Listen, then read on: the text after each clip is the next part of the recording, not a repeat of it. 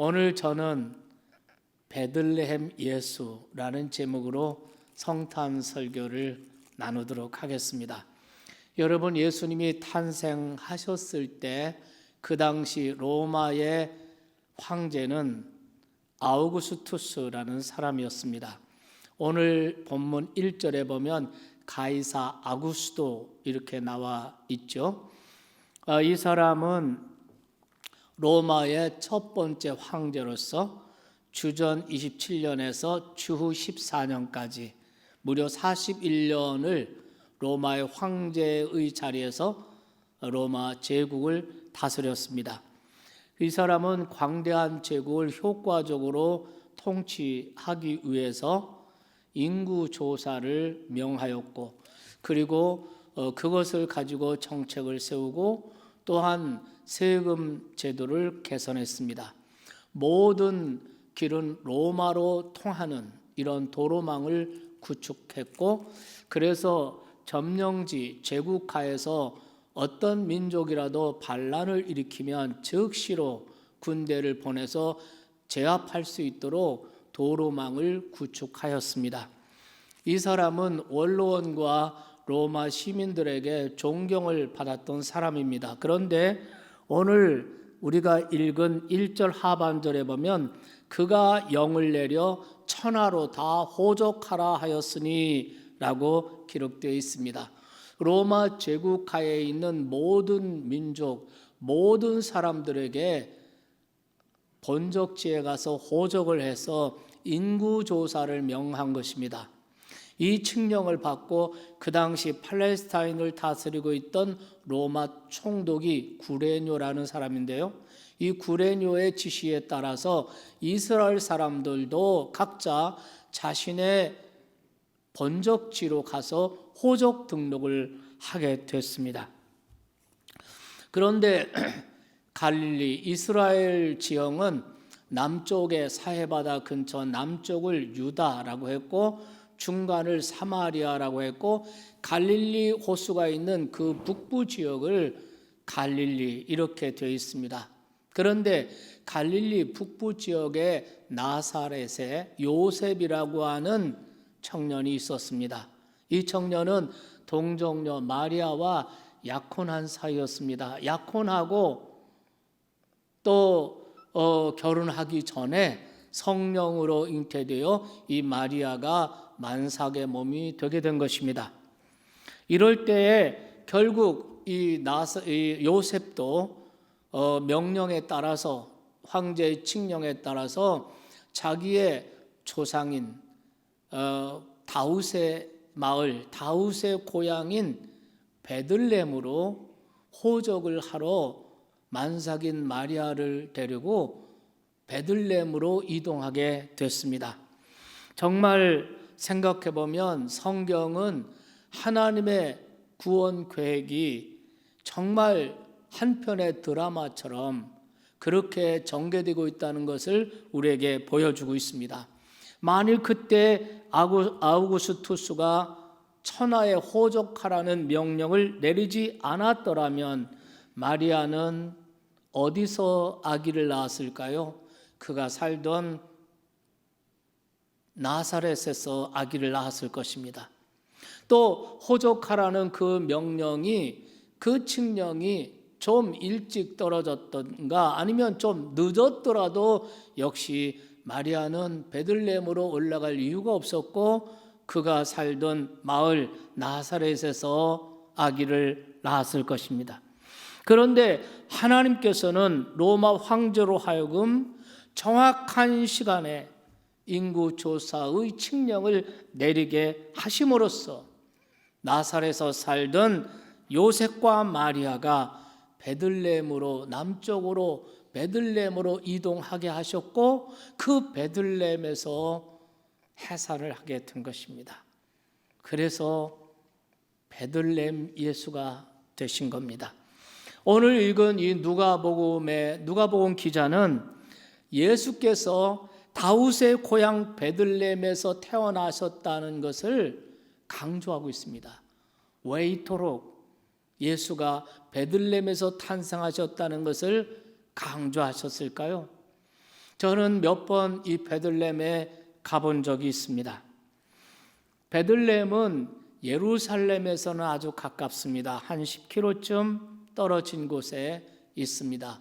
그러나 요셉과 마리아가 살던 나사렛, 북부 지역의 갈릴리 나사렛에서는 남쪽으로 직선거리로 약 170여 킬로 떨어진 곳입니다. 그런데 그 당시에 유대 사람들은 중부 지방 사마리아 땅을 밟지 않고 요단강 너머로 빙 돌아갔습니다.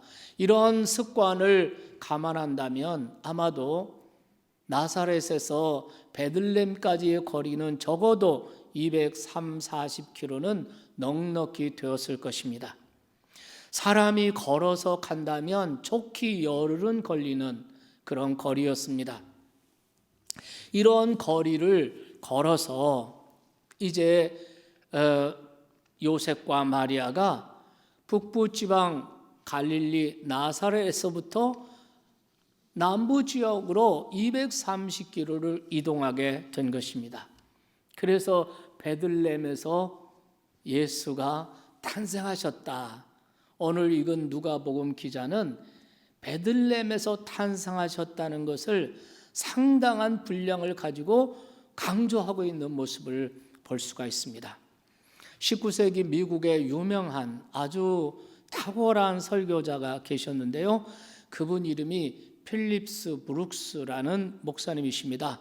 이분은 보스턴의 유명한 트리니티 처치의 담임 목사님이시기도 했고 또 브룩스 스쿨이라는 학교를 설립한 교육자이시기도 했습니다. 보스턴 시민에게 아주 존경을 받는 이러한 설교자이면서 교육자이셨는데요. 이분이 한 분은 목회 중에 이스라엘로 성지 순례를 가시게 됐습니다. 성지의 이곳저곳을 둘러보다가 12월 24일을 맞이해서 12월 24일 그가 베들레헴에 있는 예수 탄생 기념 교회에서 드리는 성탄 전야 예배를 참석하게 되셨다고 합니다.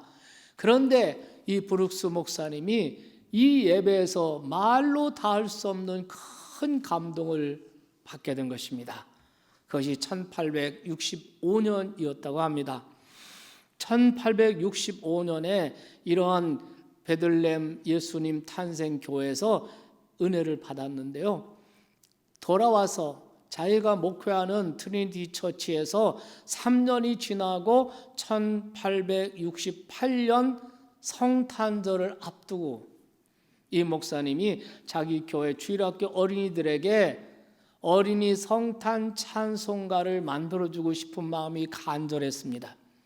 그래서 3년 전에 베들레헴 탄생교 예수님 탄생교에서 받았던 그 은혜를 다시 묵상하면서 구약성경 미가서 5장 2절 말씀을 묵상하면서 마음의 감동을 담아서 가사 찬송시를 적었습니다. 이 미가서 5장 2절에 보면은 이렇게 되어 있습니다. 한번 보실까요? 베들레헴 에브라다야, 너는 유다 족속 중에 작을지라도 이스라엘을 다스릴 자가 내게서 내게로 나올 것이라. 그의 근본은 상고에 영원에 있느니라. 예수님 탄생하시기 700년 전에 예수님이 메시아가 어디서 탄생하실 것인지 탄생의 장소를 미가 선지자가 예언한 것입니다. 여러분, 700년 전, 우리 국사에서 700년 전이 언제인지 아세요? 고려 말 몽고가 우리나라를 1차로 침략할 때가 1320년이에요. 그러니까 정말 고려시대, 고려 말 그 시대 700년 전에 선지자 미가야가 메시아가 오실 때 베들레헴에서 탄생하실 것이다 라고 말씀을 하신 것입니다. 그래서 이 브룩스 목사님이 그때 그 감동을 담아서 찬송시를 쓰고 그것을 자기 교회 오르간 반주하는 레드너에게 주어서 어린이들이 부를 곡을 붙여달라고 부탁을 합니다. 레드너는 그 부탁을 받고 악상이 떠오르지 않아서 곡을 쓰고 있지 못하다가 어느 날 꿈속에서 천사들이 노래하는 소리를 듣고 곡을 붙여서 이 찬송이 완성이 된 것인데, 우리 찬송가 120장의 오 베들레헴이라는 찬송입니다. 이 찬송을 한번 들어보실까요? 오 베들레헴 작은 골 너 잠들었느냐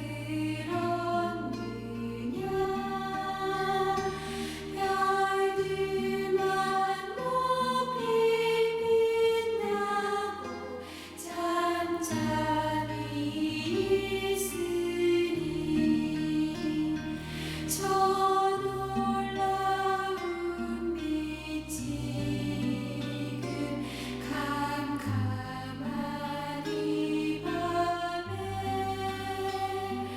온 하늘 두루 비춘 줄 어찌 모르나. 네, 오 베들레헴. 네. 제국하의 모든 사람들에게 천하에 호적하라, 이 황제의 칙령이 내려졌습니다.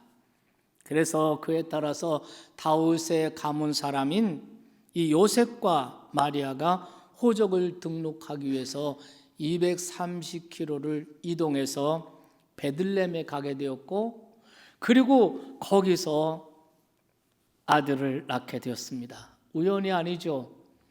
이것은 메시아가 베들레헴에서 탄생할 것이라고 하는 700년 전에 미가 선지자의 그 예언이, 그 말씀이 그대로 이루어진 것입니다.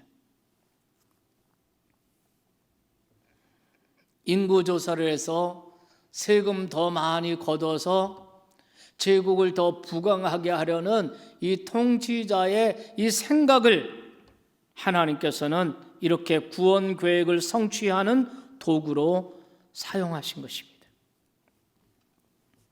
여러분, 정말 700년 전에 미가 선지자의 그 예언을 아는지 모르는지, 잠들어 있는 유다의 작은 마을 베들레헴, 이 베들레헴에 밝은 빛이 비추면서 하나님의 약속이 이루어진 것입니다. 그래서 이 브루스 목사님은 그때 그 순간을 찬송시로 쓰고 이 찬송이 탄생하게 된 것입니다. 이렇게 해서 메시아가 베들레헴에서 탄생하신 거예요.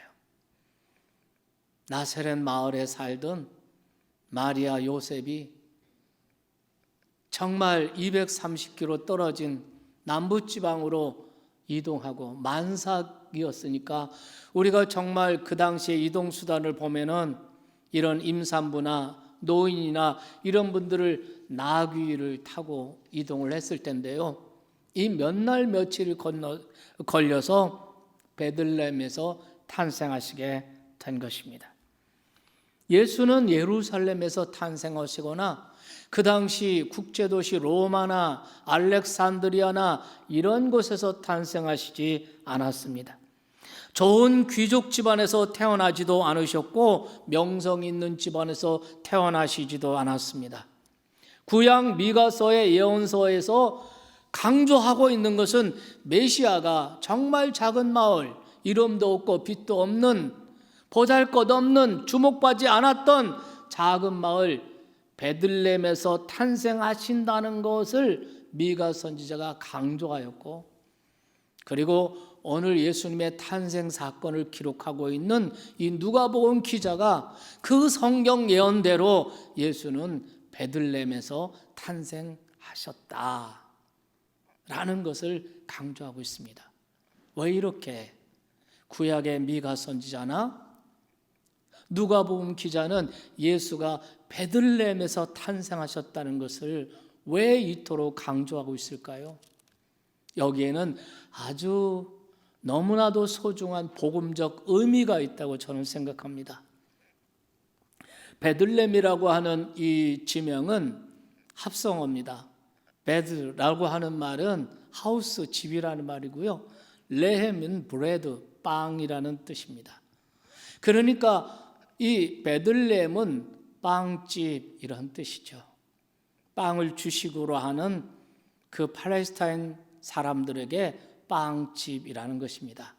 우리 문화로 말하면 떡집이라고 할 수가 있겠죠. 예수님께서 특별할 것이 없는 이 작은 마을, 이 빵집이라고 하는 의미를 가진 베들레헴에서 예수님이 탄생하셨다는 것이 우리에게는 얼마나 다행이고 얼마나 감사한, 얼마나 반가운 일인지 말로 다 할 수가 없습니다. 로마나 예루살렘 같은 대도시에 귀족 집안에 권세 있는 집안에서 태어나지 않고 작은 마을에 있는 빵집의 뜻을 가진 베들레헴에서 탄생하신 것.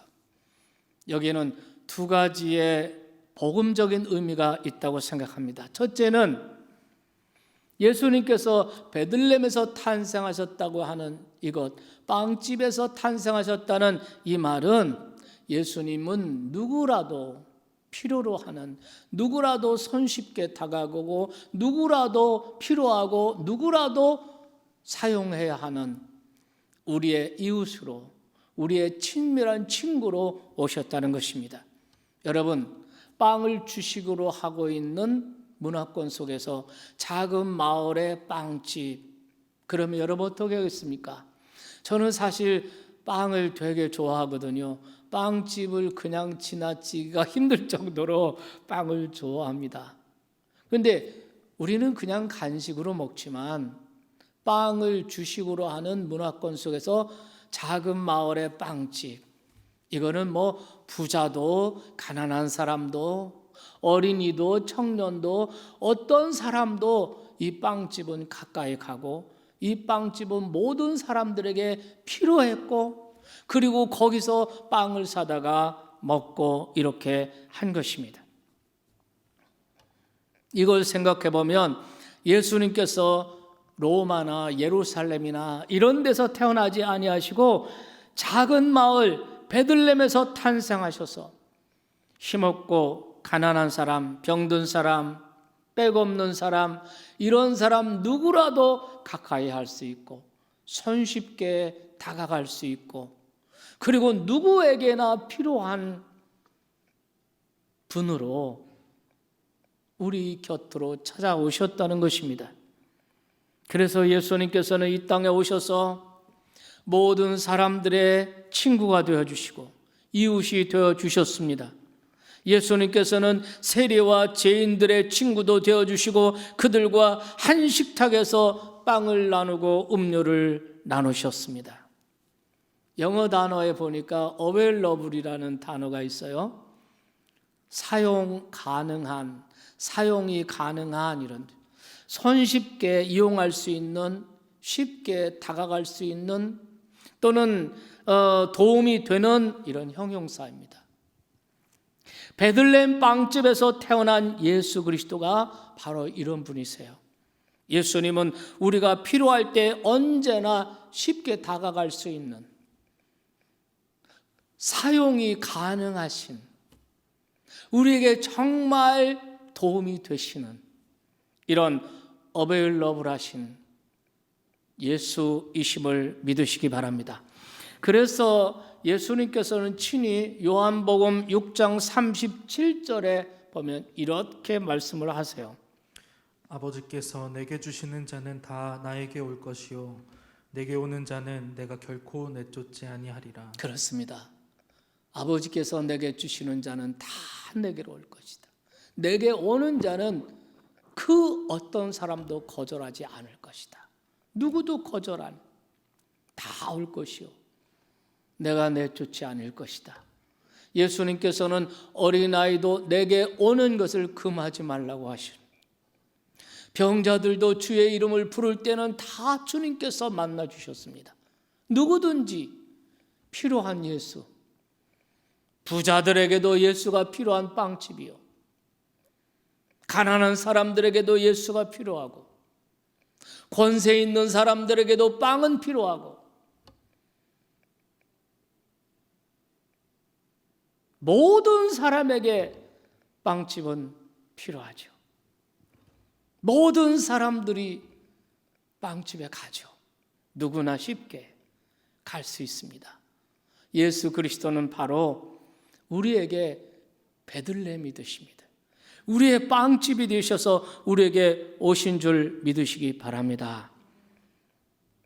베들레헴에서 탄생하신 예수, 여기에 보험적 의미가 또 하나 있습니다. 그것은 바로 예수 그리스도가 바로 우리에게 생명의 빵이시라는 겁니다.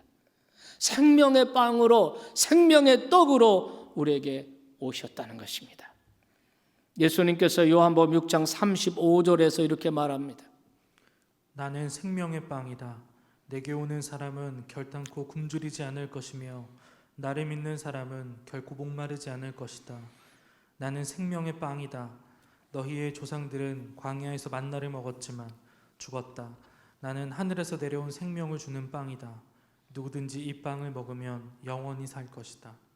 네, 세 번역으로 한번 읽어보았습니다. 예수님이 베들레헴에서 태어나신 것은 예수님 자신이 생명의 빵이 되어 우리에게 오셨다는 것입니다. 출애굽 시대 이스라엘 백성들이 광야를 여행할 때에 그곳은 열매도 없고 농사도 지을 수 없는 곳 아닙니까? 그리고 그들은 계속 이동하지 않았습니까? 그 40여 년 광야 생활에서 하나님께서는 아침마다 하늘에서 만나를 내려주셨습니다. 그래서 그 만나를 먹고 이스라엘 백성들이 살았어요. 바로 그 만나는 하늘에서 내려와서 우리에게 영원한 생명을 주는 예수 그리스도의 모형인 것입니다. 광야에서 만나를 먹은 사람은 죽었습니다. 그러나 예수 그리스도는 하늘에서 내려와서 사람에게 영원한 생명을 주는 생명의 빵입니다.